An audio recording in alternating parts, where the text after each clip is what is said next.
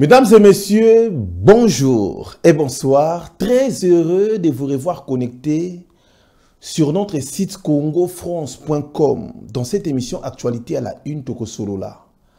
Makambwe Belé, Oezoli Kanakati, Yambo Kanabiso Congo. Une grande réunion quadripartite en Angola, Félix Tshisekedi Tshilombo Azalaki présent pour na kosilisa conflit entre Rwanda et Ouganda. Mesdames et messieurs, tu peux développer au cours de cette émission Actualité à la une. Félix Tshisekedi s'est dit satisfait. Félix Tshisekedi a dit asepeli mingi na ndenge asilisi conflit wana. Tu peux développer au cours de cette émission Actualité à la une. Composition du gouvernement pourra être connue jeudi soir. Mesdames et messieurs, composition koyeba nani oyo akozala ministre.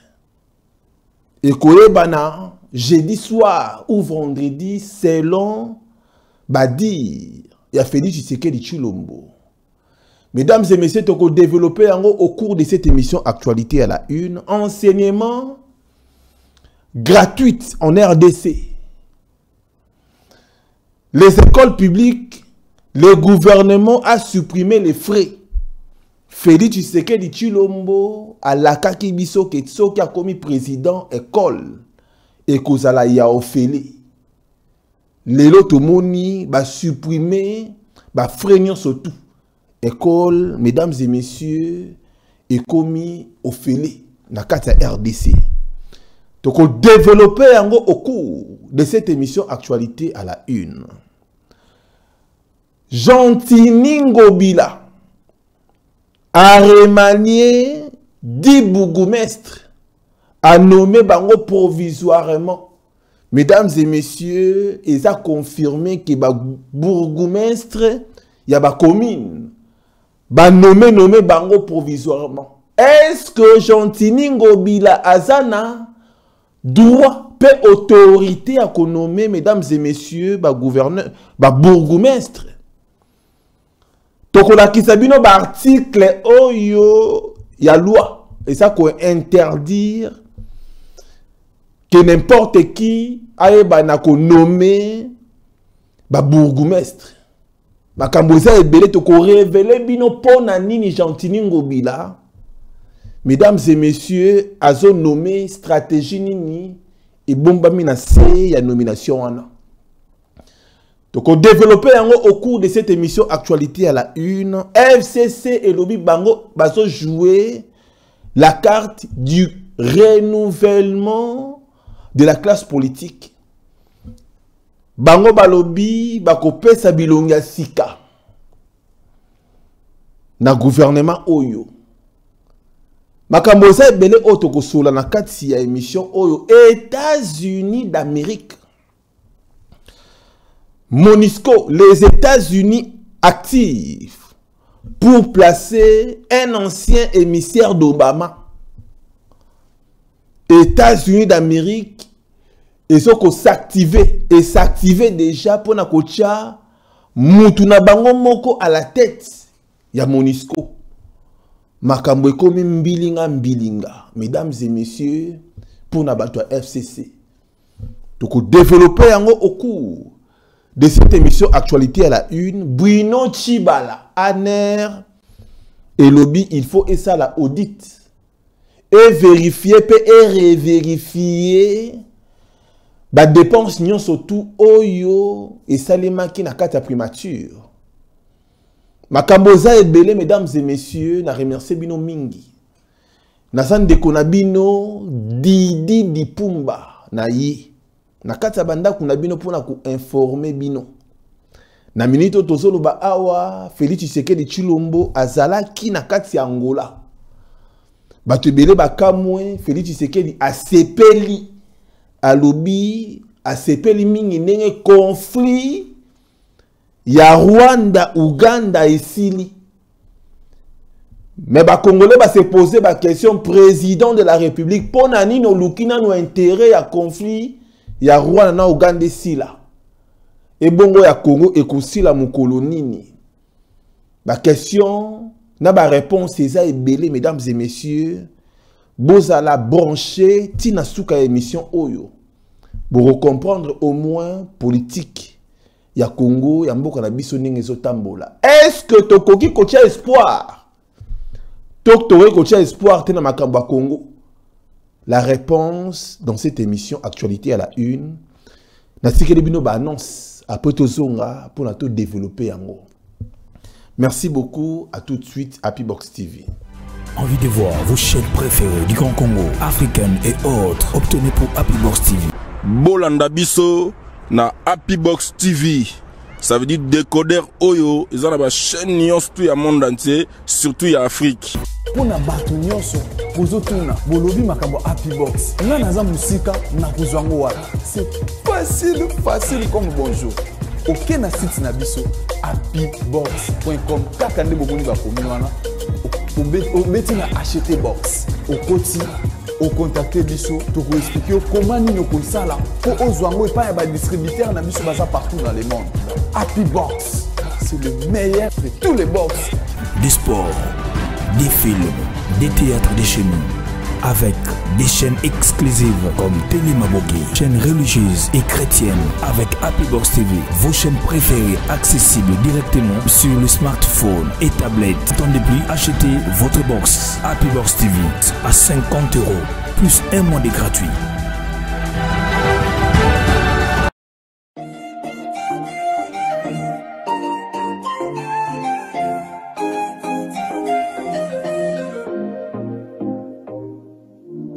Power Base Car, une équipe de professionnels à votre disposition. Power Base Car, location de grand luxe à des prix concurrentiels.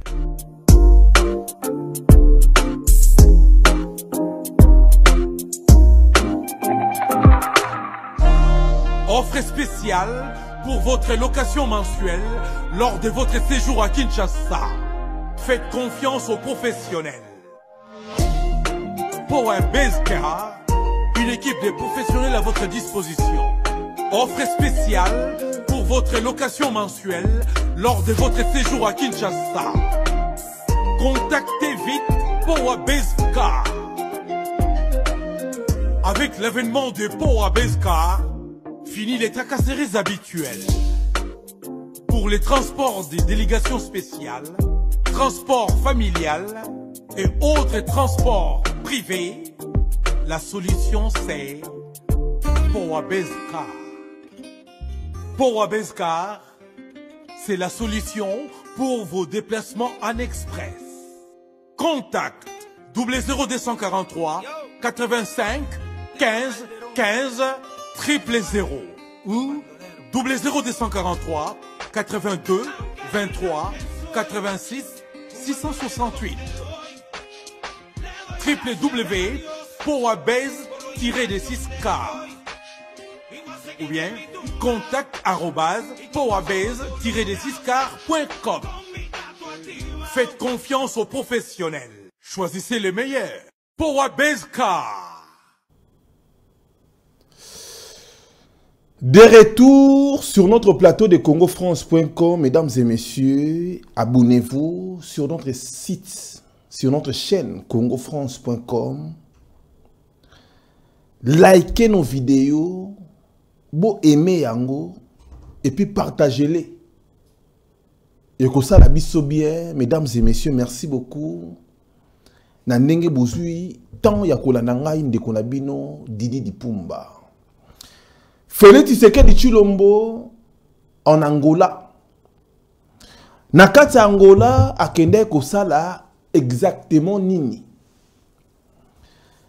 Conflit munene eute kosalema et bandaki à partir il y a mois de mars entre Angola, non entre Ouganda pardon, na Rwanda. Rwanda abandaki ko attaquer Ouganda. Ouganda président nango komo na ye Museveni. Et Museveni président ya Ouganda abandaki ko attaquer Rwanda. Ayebisaki Paul Kagame ke ngai na kolongolisa yo na pouvoir yeba ke ngande mutu na salaki ke yoko ma président ya Rwanda. Il y a eu des conflits oyo esalaki vraiment et mataki tension. Rwanda atindaki mesdames et messieurs ba infiltrer pour baba keneko infiltrer Uganda pona Museveni akweya bacha un autre Rwandais touti à la place. Alors Museveni amona kango bienté abandi ba attaque que comme quoi a commis mesdames et messieurs ko financer ba rebelle pour na ba keneko déstabiliser Rwanda. Makambo zalaki ebele, Félix Tshisekedi Tshilombo tango akei na kati mesdames et messieurs ya Rwanda basololi na Paul Kagame expliqué. Félix Tshisekedi lokola zalaki na mission mesdames et messieurs ya koluka insécurité esila na kati ya est.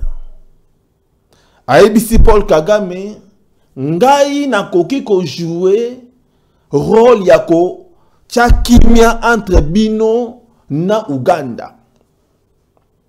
Nani atindaki Félix Tshisekedi akende koloba de la sorte.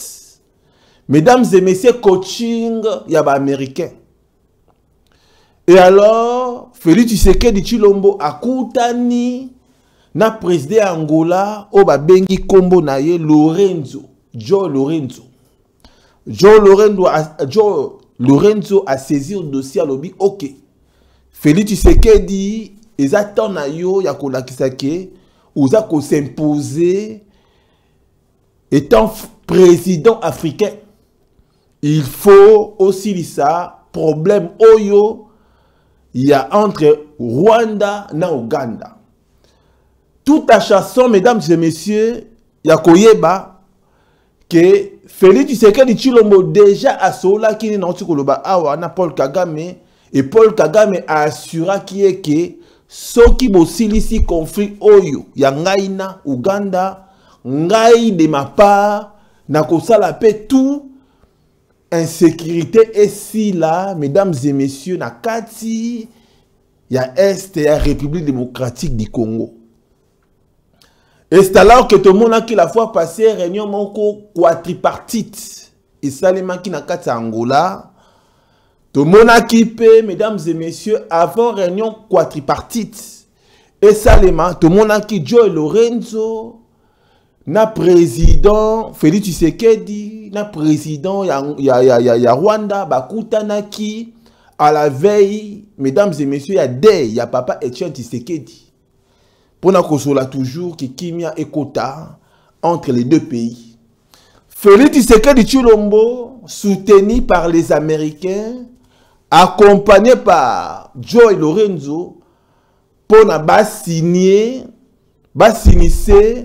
Paul Kagame, na Museveni, Mikanda, pour nous cesser les faits. Kimia et Kota, mesdames et messieurs, entre les deux personnes, entre les deux présidents, il y a Bambo Kanabango. Voilà les lots, mesdames et messieurs. Les lots awa tozolo ba awa na kata Angola, Félix Tshisekedi Tshilombo alobi asepeli mingi ndenge achevé mission oyo ya kosilisa problème ya conflit oyo ezalaki entre Rwanda na Uganda. Mesdames et messieurs, pour Nanini Félix Tshisekedi a sepeli. Batebele ba se poser ba question balobi mais pourquoi yo ozo sepela conflit wane si là mais oya bisona ya ba congolais osilicité. Mesdames et messieurs, car on a expliqué bino awa que dans la politique ezalaka na ba enjeu ebele, ezalaka na ba tactique ebele. Batu oyo basemaka ba problème bango moko pe bazalaka na ba problème. Paul Kagame président ya Rwanda asemaka ba problème na kati ya RDC mais ye moko pe azui problème et asengi au secours que soki bo souvenir na problème oyo ngai pe na kosala tout oya bino pe kuna esila. Alors mikanda oyo ba signé na kati, mesdames et messieurs ya Angola, et ça là qui pour na ba s'engager que awa bino bo silisi conflit na bino ya ba Ougandais na ba Rwandais bo s'engager pe de corps et âme ya ko silisa conflit oyo bino moko bo sema na kati ya, mesdames et messieurs, il y a RDC na Est, il y a République démocratique du Congo. Alors, tout le monde est présent, il y a Denis Sassou Nguesso, il y a comme étant président à GML, ceux qui GL, ce GML. Car à toujours Makambouya, Afrique. Tout le monde est présent, il y a Félix Tshisekedi, Paul Kagame, na Museveni, Ndenge, s'accorder, mesdames et messieurs, pour na kosala tout enfin que kimia lokola ekoti pa na bango et puis bango moko pe mibale Uganda na Rwanda basala tout kimia pe ezonga na kati ya Congo. Yango bomoni Félix Tshisekedi alobi na sepeli mingi na eloko oyo esalemi na kati ya Angola, ndenge ngai Félix Tshisekedi Tshilombo na silisi conflit oyo, et puis et que ça la paie bien, ce qui, mesdames et messieurs, non tu ko expliquer bino awa que Paul Kagame oyo asa un sémère de troubles, oyo Museveni asa un sémère de troubles, aye ba mesdames et messieurs, yako s'engager ndenge ya s'engager na kati Angola pour na pe ko silisa ba problème oyo ezoleka na kati ya mboka na biso Congo na kati ya Est. Je préfère autant la bino balobi boy le président Joe Lorenzo Angola, en Angola, Paul Kagame de Rwanda, Yoweri Museveni, Ouganda et Félix Tshisekedi RDC ont conclu le deuxième sommet quadripartite de Luanda ce mercredi 21 août par la signature d'un accord sur la sécurité et la coopération régionale. Basilisi conflit, il y a entre les deux personnes, entre les deux pays, Ouganda na Rwanda, mais va profiter pe ko sala accord moko. Accord sur la sécurité et la coopération régionale. Alors, je souhaite remercier le président Lorenzo et le président Félix Tshisekedi pour le travail et les conseils éclairés qu'ils ont déployés dans le cadre de ce processus visant à nous réunir. Le président Museveni et moi, wana mutasolo bayango Paul Kagame. Alors, mina remercier président Yangola, pe président Félix Tshisekedi, ndenge a réunir biso. Ngaina Museveni ya Uganda. Pona koluka, toujours kimia. Afin de résoudre le problème existant entre nos pays. Je tiens profondément à remercier les dirigeants angolais et congolais pour leur attitude et leur engagement fraternel qui nous aide à trouver des solutions entre l'Ouganda et le Rwanda, a déclaré Paul Kagame. C'est ce que je vous ai expliqué, mesdames et messieurs. Paul Kagame a remercié Félix Tshisekedi Tshilombo. Aujourd'hui, Félix Tshisekedi a son quota na cour des grands. A Luki en sorte que asili sa conflit oyo, mesdames et messieurs, et yaki makasi na kati ya Rwanda. Parce que il faut boyeba bien.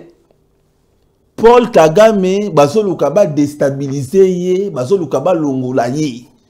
Pourquoi? Parce que Asimbi Makila est belé. Paul Kagame a bien. Paul Kagame bato sala tout. baza ko utiliser Ouganda pour na éliminer Paul Kagame. Alors le cas Paul Kagame, mesdames et messieurs, aza pena bato bazo soutenir ye, ayebisi bango boye bolingi bo éliminer nga pona makambo ya Congo. Et lelo ngai nata prêt à s'engager, pour na kosilisa makambo oyo ezoleka na Congo parce que biso ba Rwanda na ba Uganda ne to yebi ba problème wana ndenge banda. Et puis tout ça prêt peu d'accord ya kosilisa ba problème ya est. Mesdames et messieurs, voilà makambo oyo Angola ti a koti yango. Mesdames et messieurs, et ça pas batté. Félix Tshisekedi de lui-même, il ne pouvait pas, il y a qu'on réunir pour aussi sa problème, il y a conflit entre Ouganda et Rwanda. C'est alors qu'il a associé Angola pour Angola à la témoin. Parce que les Angolais, Angola, mesdames et messieurs, ils ont travaillé en duo ou en trio entre les États-Unis, la RDC et Angola. Voilà, mesdames et messieurs, makambu oyo, ezali vraiment koleka na kati ya mboka na biso Congo. Je vous avais dit l'autre fois que Félix Tshisekedi aza aloba qui bien, selon ma source d'information autoza nango que il est déterminé à kosilisa problème ya est. Et problème à est pour na kosilisa yango, mesdames et messieurs, il faut déjà ko trouver batu oyo ba semaka yango. En 1994, tout le monde qui Afdel et Bané s'est créé. Et en 1997, tout le monde qui Afdel et Longwe, Rwanda, Ouganda, et Kokota, na kata RDC pour chasser Mobutu. Ça veut dire que ce sont les deux pays où les lois sont en conflit, n'eba koti sa problème.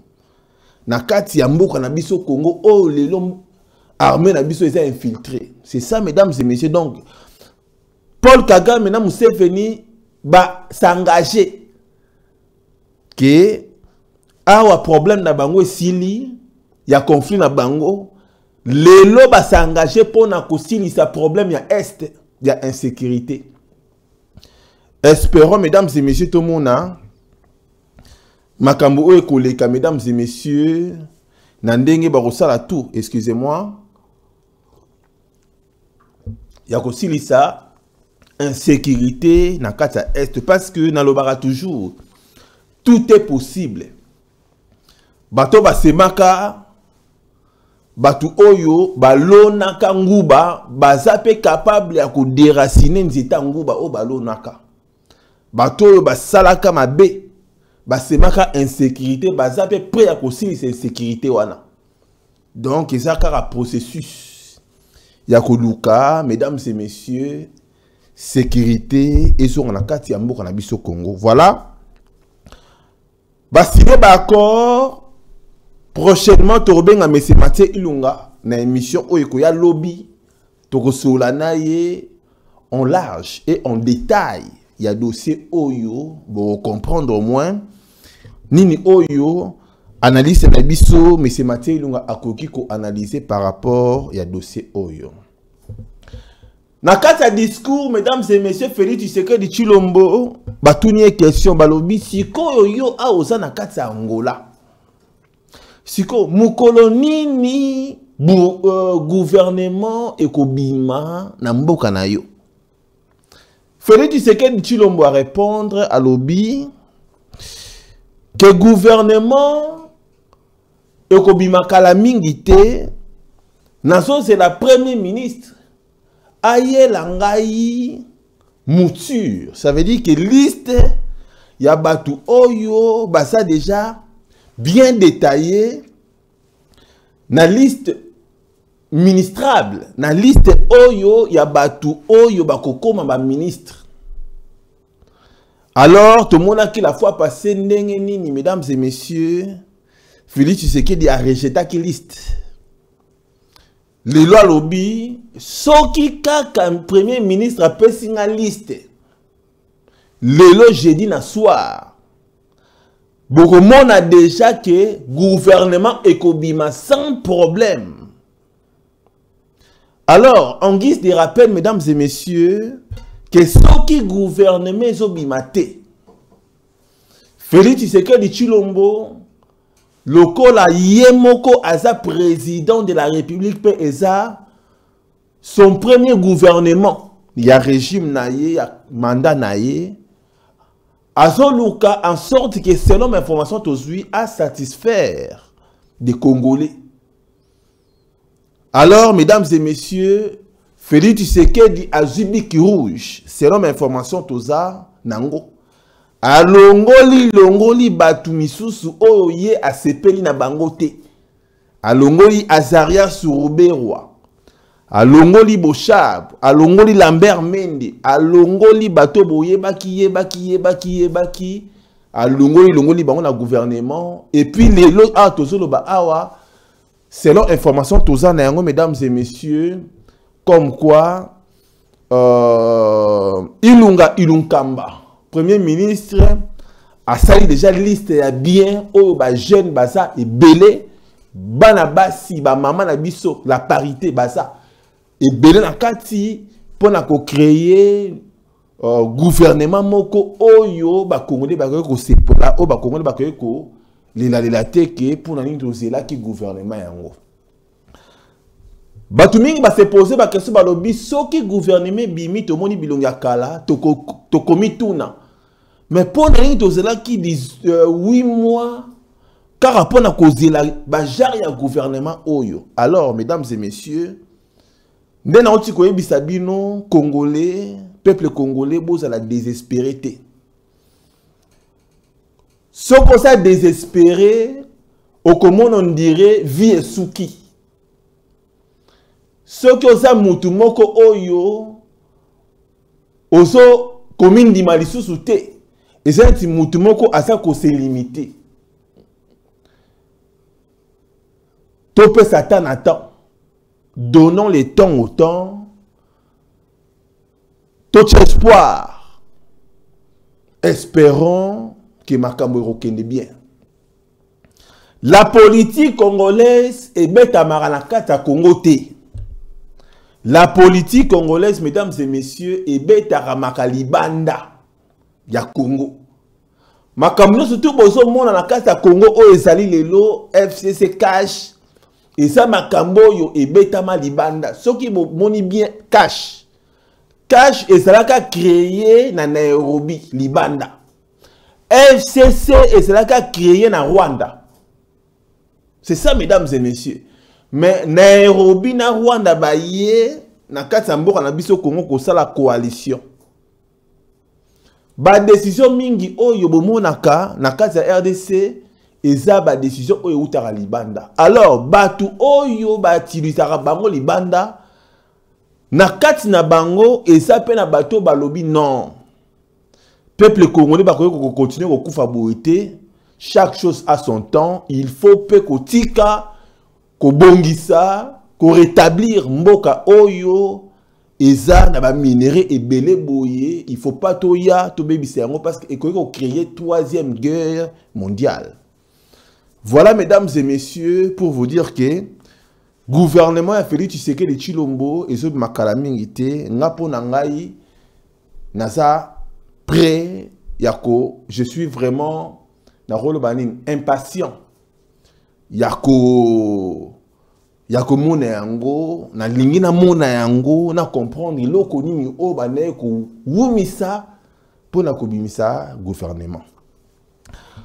Merci beaucoup mesdames et messieurs, s'il faut attendre la bino parce que c'est important, makambo tozoloba awa. Il faut attendre la bino moi muke pour comprendre au moins idée nini oyo ya makambo ndenge zokende na kati mboka na biso Congo parce que na lobaki yango la fois passée que congolaises ozana droit ya koyeba makambo oyo ezoleka na kati ya mboka na biso Congo. Soko vandi talaka chekaka nini eleki na kati ya mboka na yo. Kozela te otala kaka ba mboka misusu ndenge ba information ezoleka mais occupé pe ya makambo oyo ezoleka na kati ya mboka na yo. Alors balobi boye. Balobi la composition du gouvernement pourra être connue jeudi soir selon Félix Tshisekedi. Félix Tshisekedi Tshilombo a annoncé ce mercredi 21 août que la composition du gouvernement sera connue le jeudi soir. Il a dit en marche du sommet de Luanda, qui a réuni notamment les présidents du Rwanda, de l'Ouganda, de l'Angola et du Congo, RDC. Félix Tshisekedi dit ceci: je reçois le Premier ministre demain avec les dernières mouture qui devait intégrer les noms d'une composante. Si tout va bien, le soir pourrait intervenir la publication sur des propos rapportés par les services de la communication de Félix Tshisekedi Tshilombo. Selon lui, c'est temps d'environ 5 mois de discussions entre les FCC et les CAJ se comprend également du fait que le paysage politique actuel est inédit dans l'histoire du pays. C'est une première expérience en RDC. C'est normal et je demande l'indulgence de la communauté nationale et internationale vis-à-vis de ce qui est apparu comme tergiversation. C'était une façon de se connaître, d'aller ensemble en toute confiance, en partenariat, dans ces défis qui sera énorme, a-t-il rajouté Félix Tshisekedi Tshilombo. Alors bien que c'est jeudi soir, si tout va bien, gouvernement Koyegobima. Alors bata o surtout les qui et ça tant moko o to lo baté qui to perdre ngo et ça tant vraiment oyo. Et ça qui en discussion dans la discussion pour na koluka gouvernement et manandenge ya bien. Alors tout cela ce qui va pécier liste ya bien ya malonga ou ya sepeli nango ou ça na intérêt à peuple. Mesdames et messieurs, tokomona publication et résultat. Naboy na sala négativiste. Naboy, mesdames et messieurs, nabana ko ima avant même gouvernement bima. Mais ngai, mesdames et messieurs, naza positif. Nazo tala, nazo pe sa chance. Naza na besoin intérêt à peuple et ça la primer, intérêt à peuple et ça la protéger. Avant intérêt, mesdames et messieurs, ya batu oyo ba dirija biso pendant de cela 18 ans ou 19 ans na kati ya mboka na biso Congo. Voilà, mesdames et messieurs, makambo eleki na kati ya mboka na biso Congo. Enseignement de base dans les écoles publiques.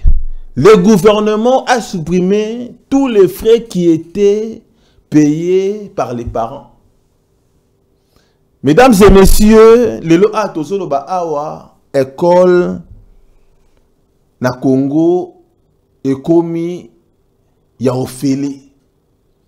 Bana na biso bakoki kokende classe ndenge balingi. Bana na biso bakoki kokende classe sans que babenga na bango ke bafuti minerval te. Bana na biso, mesdames et messieurs, bakoki kokende classe et puis tokoza la assurer que bana na biso batani classe à malunga selon ba propos, mesdames et messieurs, à Félix Tshisekedi Tshilombo. Lelo a tosolo ba awa balobi na ministère ya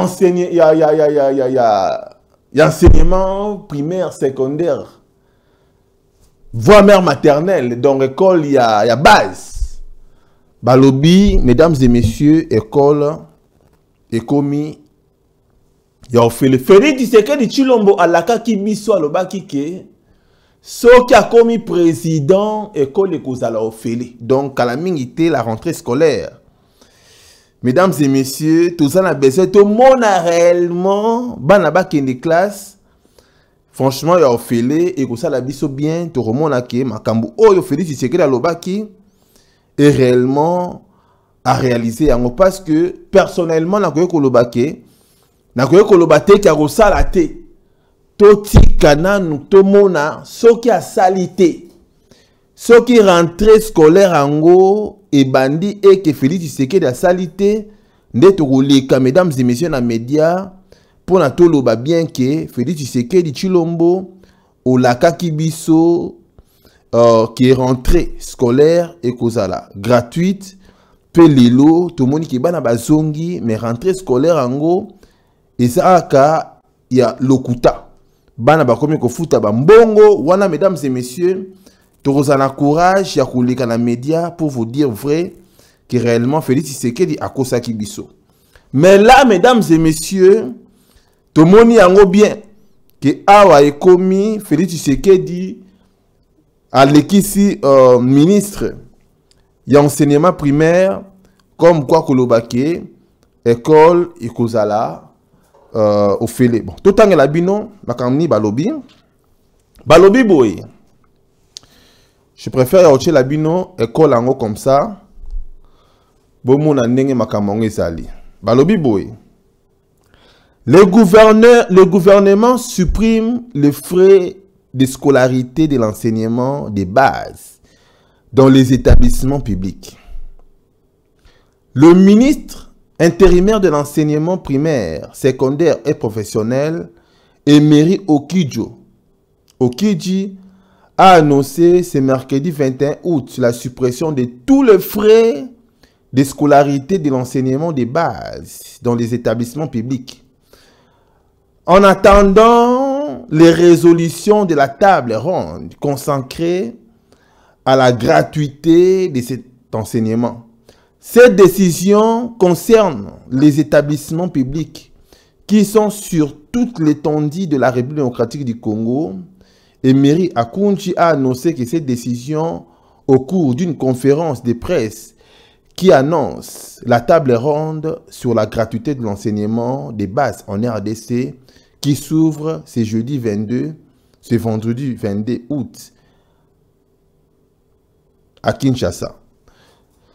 Mesdames et messieurs, Boyoki, que c'est confirmé, il faut table ronde Moké Salema, Masolo Moké Salema entre ministère de l'enseignement, entre professeurs, syndicats na bango, pour nako valider gratuité, il y a enseignement.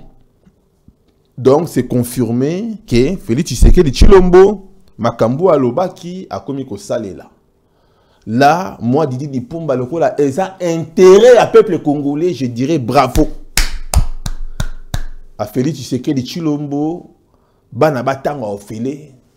Yoko sala biso bien, yoko sala soute ki o yaya e tinda mbongo pona bafuta classe ya mwana. Alors bana bakozwa ba diplôme d'état na bango ya ofele. Bandi maternelle, ti primaire, secondaire, humanitaire, donc gratos, mesdames et messieurs. Na soke za bongo, ndenge totangi awa, ndenge pe ba confirmer, mesdames et messieurs. Moi, personnellement, Didi Dipumba, je dirais bravo à Félix Tshisekedi Tshilombo, continuez bongo. Souci na biso ezali, Kabila, à côté pena na prison et ça la biso bien. Ils ont raté l'école pesa bien pour l'éducation bana. Mais mutu oya bomeli yo, ba maman na yo, il y a 12 millions de morts. Mutu yo atondi si ba cimetière, mutu asali ba fausse mabulu wana, na bosa ni komo nango. Ba fausse nin. Bon compléter mesdames et messieurs, Hermon Pebungaka. Mutu oyo asambwisi ba Congolais. Mesdames et messieurs, Kabila, moi personnellement, n'a besoin, ces messieurs, à kende nanopé. Que ça la juger pour notre vérité. Premièrement, sur liwa ya papa Laurent Désiré Kabila. Deuxièmement, nani oyo a salike bande konabiso bakufa fina nombre wane à 12 millions de morts. Alors Félix Tshisekedi Tshilombo, même si au kotonga ba école, même si au kosala tout, maeba ke Kabila na régime na yakala ba kolinga jamais ba mona yo au progresser au matin. Même tous les Congolais sont retournés bango préoccupation na ibino ezanini. Bon, yo Félix Tshisekedi, le président actuel qui est tous en a besoin Kabila Kangama. Ce qui Kabila que ces pays et que doser mitema ya batu belé. Na batu bande ko linga ote ba ko linga yo. Alors na ibi ko ibi politique makasi ko lekanga. Mais biso pe to na besoin tout monde makamaki toko oyo et ko sepelisa biso. Merci beaucoup mesdames et messieurs. Donc côté enseignement ils a déjà gratos donc to sepeli to acclamer P to lobby Félix Tshisekedi ça encore plus. Mesdames et messieurs, to le kina dossier oyo dossier musu sezali Jantini Ngobila oyo le loi zali gouverneur ya Kinshasa a remplacé André Kimbuta Yango. Jantini Ngobila tengwa koti na kati ya Kinshasa comme étant gouverneur abandi liboselo akosala ezali akobanda kobenga na ba mama na biso o bande koteka na se. Ba mama balela mutu moko te aluka ko sauver ba mama. Toloba ke Jantini Ngobila aye abandi musala to mona ndenge ko continuer. Mesdames et messieurs, en guise de rappel, Jantini Ngobila autaki na kati ya Yumbi. Le résultat ya Yumbi, et a plus de 1000 Congolais bakufa na Yumbi. Yumbi ça côté ya Bakongo. Ce qui te mati côté ya Maïndombe, côté ya Congo Brazzaville, to lekiti côté kuna. Alors et l'okonini oyo eleka na kata Yumbi ti lelo ba enquête salema Jantini Ngobila nous a jamais dit la vérité que voilà et l'ok eleka boye ba kima directement ba kena ko posila ba koma ba gouverneur et l'ok eleka na Yumbi ezala ki ba assassiner ba massacre parce que ba minerai belé mesdames et messieurs et bima na Yumbi mais le cause sujet na biso alelo tezeka en guise de rappel.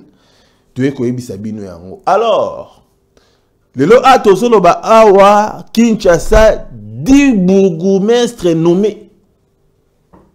Nana nommé bango. Jantini Ngobila, un gouverneur. Mesdames et messieurs, et lo koni ne bombami na kata nomination oyo. Kinshasa et comme on nomme ba gouverneur, et comme on nomme ba bourgmestre. Na locha, ba comme on nomme ba bourgmestre. Boka moite mesdames et messieurs, ceux qui n'a mis nembwe, ba comme peut qu'on nomme ba bourgmestre. Makamuno surtout au bomoni ezo salema oyo ezali ne ko pesa image que minembwe pe ba nommé pe ba bourgmestre na bango moko et que gouvernement central est s'occuper na makambu ya minembwe te. C'est ça mesdames et messieurs. Ba te bele ba so ba te bomoni ba politique oyo yango bomoni ba utiliser muto ba bengi na kombo ya mutayi de personani oya présenta qui va député. J'espère que Boyebi Kombo présenta qui pardon ba bourgmestre ou ba nommé. Ba utiliser une peste. Pour une peste à sa miroir. Ba utiliser une peste. Ba peste ba encore à 3 mesdames et messieurs bourgmestres. Bourgmestre mokona 2 vice-bourgmestres. IDPS et comme il seka. IDPS et comme il chanta.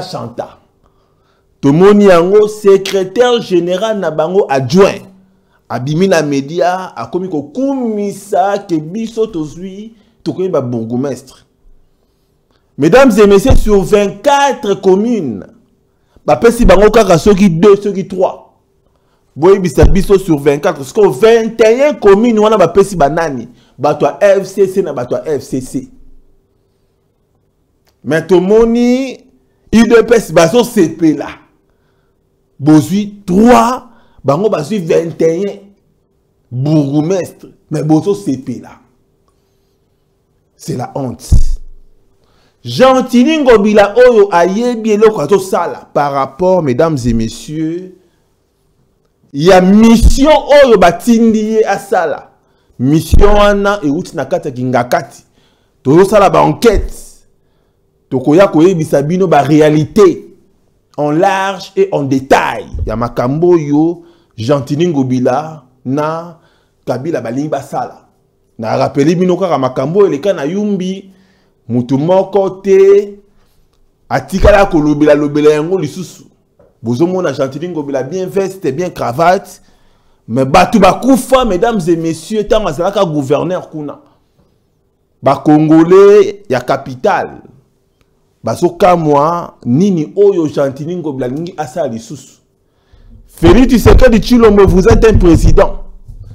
Que dit la loi? Mesdames et messieurs, loi et lobby nini, est-ce que gouverneur a koki ko nommé ba bourgmestre? Loi yangwana, mesdames et messieurs.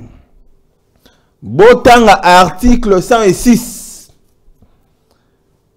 Paragraphe du bourgmestre. Paragraphe premier du bourgmestre. Délégation, désignation, il y a pas bourgmestre.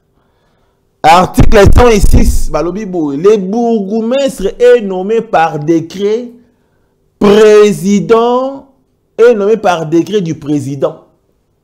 Le bourgmestre est nommé par décret du président. Balobi que le bourgmestre est nommé par décret du machin. Non, mesdames et messieurs.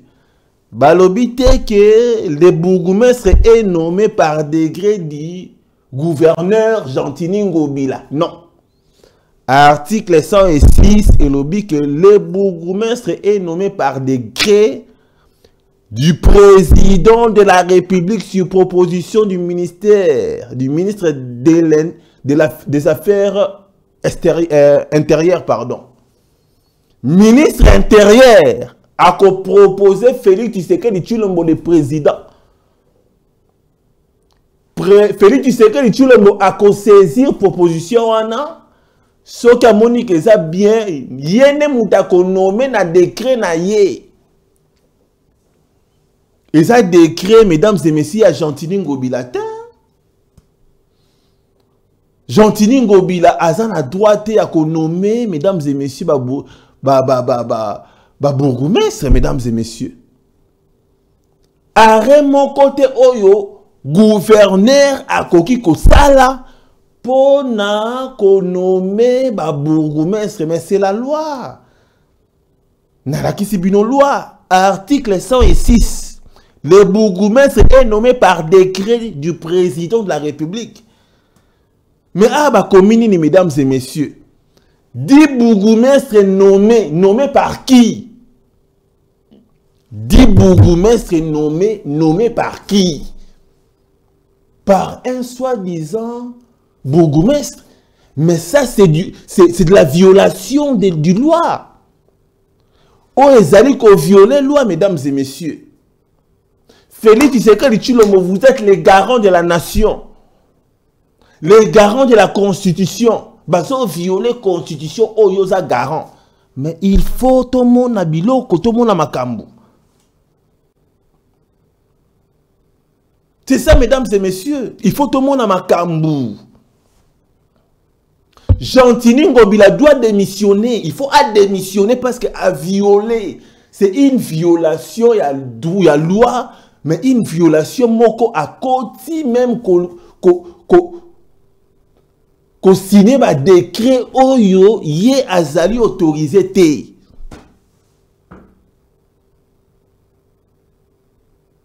Et ça n'est pas oyo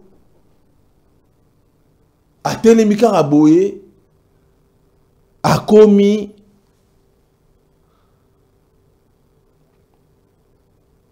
alobika renon a commis président de la République. N'a nommé. Non. Jean-Tini Ngobila n'a pas les droits de nommer, mesdames et messieurs. Félix Tshisekedi Tshilombo Oza Wapi. Tout ça, on a besoin d'explication tout de suite. Tout de suite, Oyeba.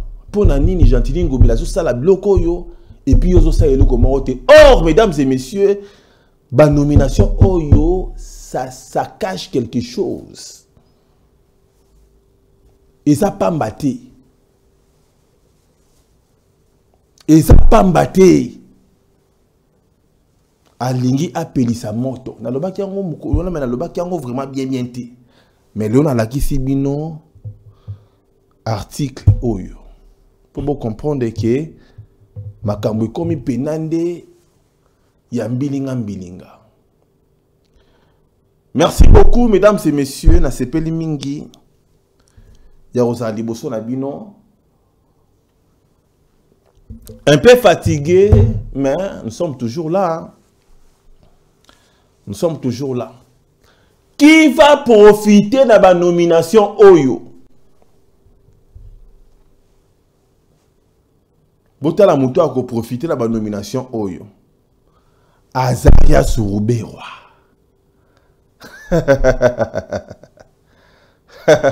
Azaria Sourouberwa n'a pas profité de la nomination Oyo. Problème est ça, Minembwe et Kende avant que Félix Tshisekedi a regretté. Problème n'y a surtout yangoana. Félix Tshisekedi Tshilombo lande la dossier Oyo Minembwe. Na ya Joseph Kabila bakoki ko kabola Minembwe te kota na Rwanda. Na ya Joseph Kabila Azaria Sourouberwa Azalaki distrait na mbongo o bayibi na kati ya Congo. Lelo il regrette. Baloyi mais elo into sali Kabila sa de na pouvoir to comme na era Tshisekedi. To ravitailler to sala ba démarche mbangu enfin que to récupérer Minembwe. C'est ça mesdames et messieurs yango wana bomoni déjà ba komi ko nommé ba bourgmestre na loja ba nommé ba boko yo kapé na kati ya Minembwe ba nommé.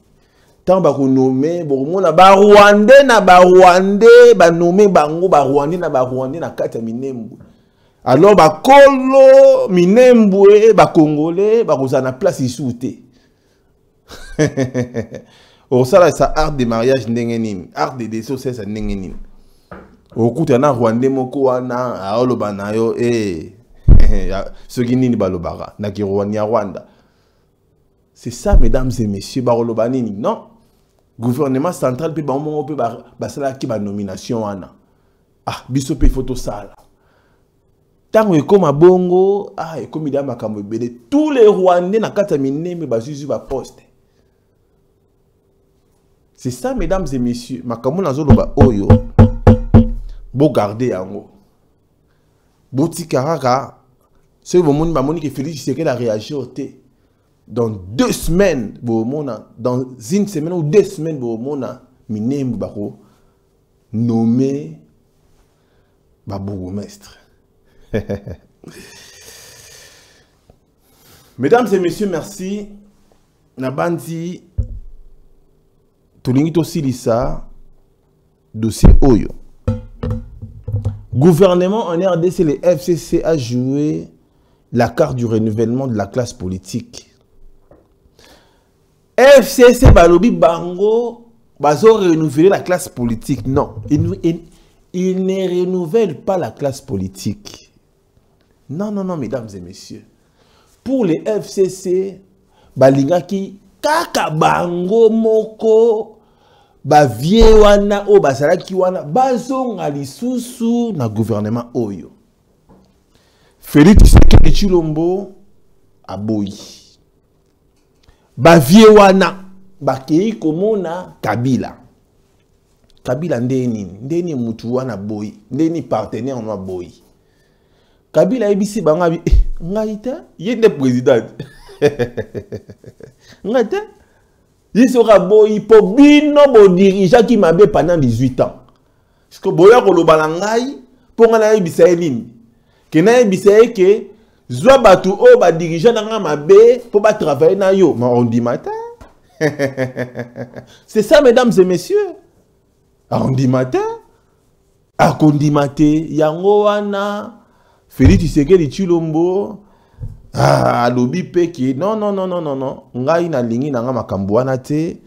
Et puis donc bata FCC bo changer batu yango siko ba sali politique ba lobi lokola Kabila aboyi Kabila maintenir décision Tshisekedi bon lokola les politique biso peto ke kana sens wana ke biso to komi renouveler la classe politique donc biso ne to renouveler la classe politique te bo renouveler la classe politique te baboyeli nde bino yango boza bloqué bomoni ke bokoye ko chat sur sukus te po ekosimba te parce que boyebi ke soki boke na bras de fer tu sais que la komema gouvernement au tina décembre soki bote sur bras de fer ti janvier Mbalamoko Machesili. C'est ça, mesdames et messieurs. Yangoana, mesdames et messieurs, politique Yangoana, Yango Bomoni, nani FCC, baye peu la tactique la bango, Yarolobake non. Le FCC a joué la carte du renouvellement de la classe politique. Non. Vous n'avez pas joué la carte du renouvellement. Vous avez échoué. Depuis 18 ans, vous avez échoué. Et vous continuez toujours à échouer. Bon, quand on dit que Félix Tshisekedi oui, et aujourd'hui, vous êtes bloqué. Bon, comme vous créez des renouvellements de la classe politique. Non. Vous avez échoué, messieurs. Vous avez échoué. Félix Tshisekedi, ceux qui disent que les a bien été freinés, jusqu'à ce que Baoucha va bien. Freiner, c'est ça, mesdames et messieurs. Jusqu'à ce que Barotia battua bien. Freiner yango, roube wa abimate. Freiner yango. Merci beaucoup, mesdames et messieurs. En tout cas, tous ceux qui sont awa. Et l'autre est important, monsieur yango yo Monisco. Na kati ya Monisco, baningi balongo la Lina catalane. Ceux qui lila catalane, wana oyo lila za présidente ya Monisco. Monisco mission bayana kati Congo, mesdames et messieurs, ezala qui n'est pas na kocha stabilité selon une mission légale, officielle. Basali plus de 21 ans, Monisco. Et là, comment on a malongate? Depuis 1999 jusqu'à aujourd'hui, et là, comment on a malongate, mesdames et messieurs? 20 ans, rien. Alors, Lelo, ambassadeur Moko, Oyo Kabila Benganaka. Ambassadeur Wana, États-Unis, Azako s'activer pour la bataille à la tête de Monisco. Comme il y a émissaire en année. Tout le temps, bino. Moi, je peux comprendre, j'ai politique et ce bétama. Muto boso mona oyo. Muto oyo Kabila benga na ye na aéroport Njili atinda batu ba finga ye. Muto oyo azali émissaire, collaborateur, azali collaborateur ya Obama. Lelo aux États-Unis d'Amérique et lobby lokola muto oyo azala qui vraiment dur pour na kutia pression pour na Kabila tika pouvoir. Muto oyo il faut ba memaye akoma président ya Monisco, donc leader ya Monisco. Moutango comme on a un nani, comme on a ye, Tom Periolo,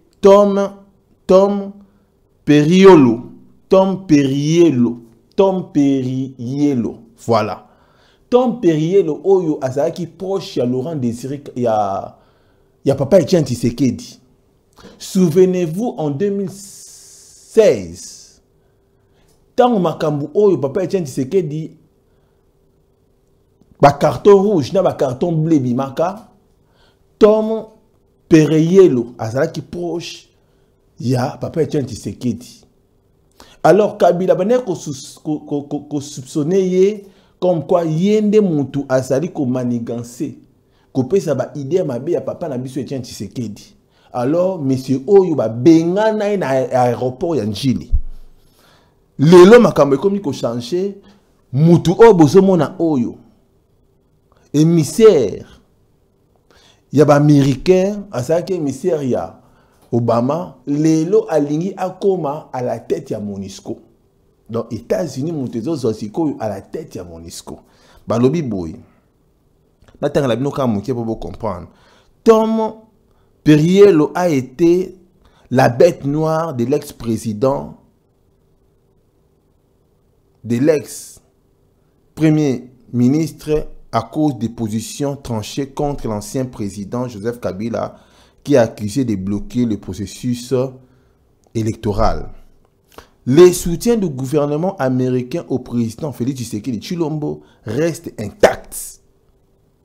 Une source onusienne basée à New York indique que la diplomate américaine s'active pour que l'ancien émissaire d'Obama dans la région des Grands Lacs africains, Tom Perriello, puisse être nommé à la tête de la mission ya MONUSCO.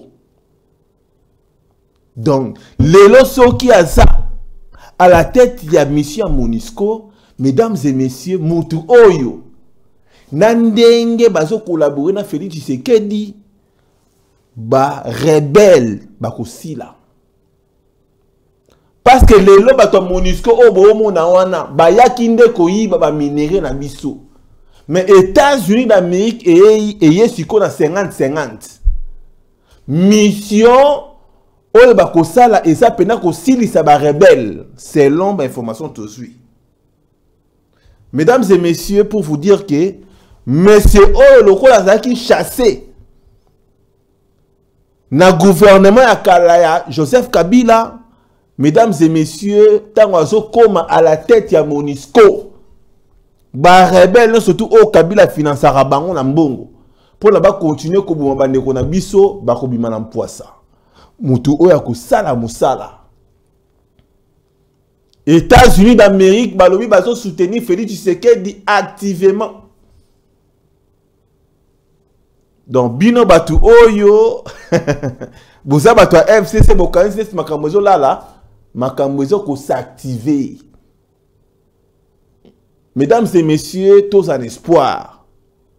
C'est ça. Ndeko mo atuninga bidi di pumba pona nini yoso oso défendre ba colonialiste. Papa nazo défendre bango te. Mboka oyo izalaka diri mboka na biso izalaka diriger libanda. Nani ayebi yango te. La Belgique est dirigeant mboka na biso pendant des années. Et c'est la bisonine. La Belgique. La Belgique est tinda kutu sida. Bango ne babuaka sida na Congo. Selon témoignage il y a député na bango. Ba chinois ba seli bisonini. Cheng chantier lokuta ba yibi ba minéraux ti ba komi ko sala ba tablette. C'est ça mesdames et messieurs. Ba riche ba sala bisonini. Ba benda ba minéraux ba komi ko sala ba bombe ba komi ko telemela ba américain. Les autres ça na ba américain États-Unis d'Amérique et soutenir Félix Tshisekedi. C'est ça mesdames et messieurs. Nabi kendeko wana répondre yo pona kolakisa yo ke soki osa mutu ya ba chinois muta FCC il faut na yebisa o ke Félix Tshisekedi asa n'importe qui te asa pe soutenu par les Américains. Donc et comme force plus force égale à force et comme combat il y a ba grande puissance. C'est ça mesdames et messieurs. Donc atosolo ba awa Félix Tshisekedi Tshilombo bientôt Perriello Tom azokoma na kati ya MONUSCO à la tête ya MONUSCO mission batinde lié pour na ko silisa ba rebelle MONUSCO eza na minduki ya osaranate. Alors espérons tout mona mais c'est Tom Perriello aya pour na mission Félix Tshisekedi de continuer souci na biso eza na kata est bandeko na biso batika la kimia. Bandeko na biso bazongisa esengo. Bandeko na biso ba perdre espoir te. Chaque chose à son temps. Voilà, mesdames et messieurs, makambo eleki na kati ya mboka na biso Congo, dossier oyo eza tellement munene. To pousser en repos na lobby parce qu'on a senti on dit fatigue. To lobby trop, tout le monde a un résultat. Nzamba lola pambola bino, na remercier bino mingi. Papa mora tuninga lobby didi di pumba, poni osenga abatu mbongo te. Papa, si vous avez besoin de repérer sa moto, quand vous n'avez pas de mbongo te, mutu mususu, ata aza na chemise te, ata aza na cravate te, mais moi bisabino te ki nga na cravate te.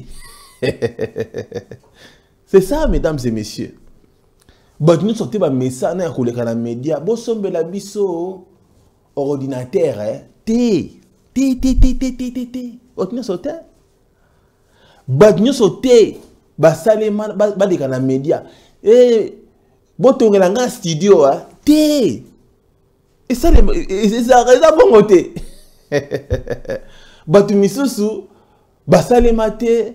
Balobake bo contribuer pour na sala studio o bo tongela nga studio na mboka langa te mutu mususu asa lokola mobola teti ata moi chemise ezate ça ka semblant ti jusqu'à resoyer moko ezate ya koleka ya kosenga soko sana besoin contribuer o bengi kaka Didi Dipumba nini komo na nga Didi Dipumba ke na western Didi Dipumba Tchenyo Solingi, Tinda Code, et là on y a ma personne. Voilà, mesdames et messieurs. Na Sarsuana, donc voilà, bandeko pousser ngate, ya ko senga senga, na senga senga te. Na senga te. Na senga, na sala tout, na senga te. Mais yo mutuza touché au lobby que mwana mobali yo. Comme on est Didi Dipumba, qui est na western, comment Didi Dipumba. Ta kombo nanga yango wana yango oyo ombo oyo oyo Didi Dipumba na western osali oyo moni tindelinga non swana on remercie.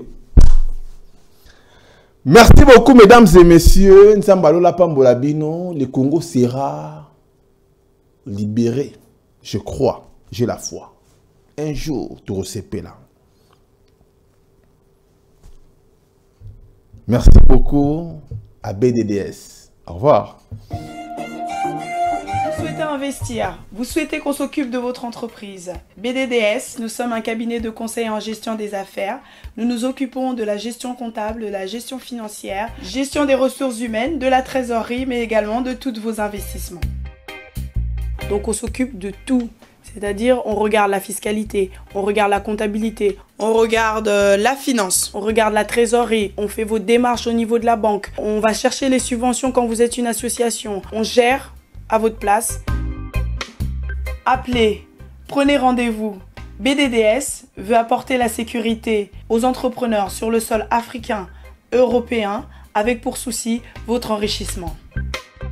Que avoir une entreprise, ça va bien au-delà que d'avoir une rémunération, avoir de l'entrée de l'argent et de la sortie. C'est vraiment réellement de se constituer un patrimoine, quelque chose qu'on peut transmettre, même à ses enfants.